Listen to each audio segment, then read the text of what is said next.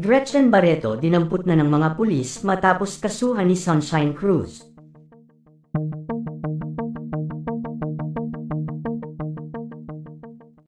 Matapos nga ang nakakakilig na paglantad at pag-amin ng bilyonaryong negosyante na si Atong Ang sa tunay na namamagitan sa kanila ngayon ni Sunshine Cruz, ay tila lantaran na nilang isinasa publiko ang kanilang pagmamahalan.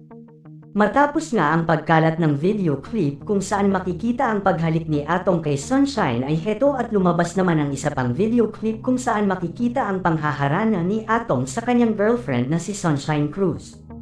Samantala matapos nga ang pagsapubliko ni Atong at Sunshine sa relasyon nilang dalawa ay tila heto naman ang ex-girlfriend ni Atong na aktres na si Gretchen Barreto na tila ayaw tumigil dahil tila gusto nitong wasakin ang relasyong meron ngayon si Atong at Sunshine.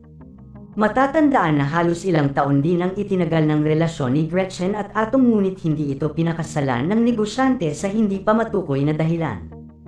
Maraming espekulasyon noon nang lumabas kung bakit at kung ano ang tunay na dahilan, dahil tila may hinahanap umano si Atong na katangian ng isang babae na ayon sa balita ay kay Sunshine niya nahanap ang bagay na ito. Kaya nga labis ang galit ngayon ni Gretchen Barreto sa mga ito matapos na aminin ni Atong ang relasyon nila ni Sunshine sa publiko. Samantala galit namang humarap si Sunshine Cruz sa publiko matapos na mag-trending online ang video na kung saan ay agad na pinangalanan ito ng maraming netizens. Makikita sa video clip na ito na ngayon ay deleted na ang maselang ginagawa ng babae at lalaki sa nasabing video. Agad na tinukoy ng marami na si Sunshine at Atong ang nasa video na agad na sinagot ni Sunshine sa isang interview. Ayon nga kay Sunshine, hindi niya akalain na gagawin ito ni Gretchen Barreto sa kanila ni Atong. Ang buong akala umano niya ay tanggap na nito ang lahat mula na maghiwalay silang dalawa ni Atong.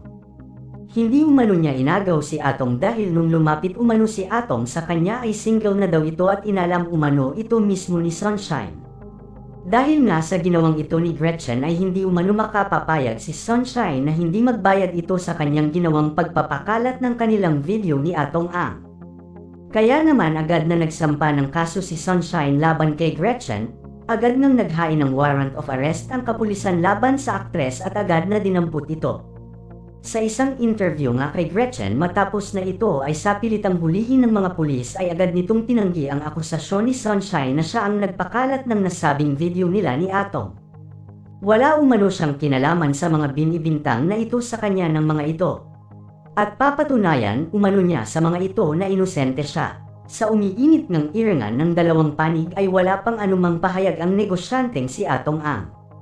Sa ngayon nga ay nasa kustodiya pa din ng mga pulis si Gretchen habang umuusad ang kasong isinampa sa kanya ni Sunshine Cruz.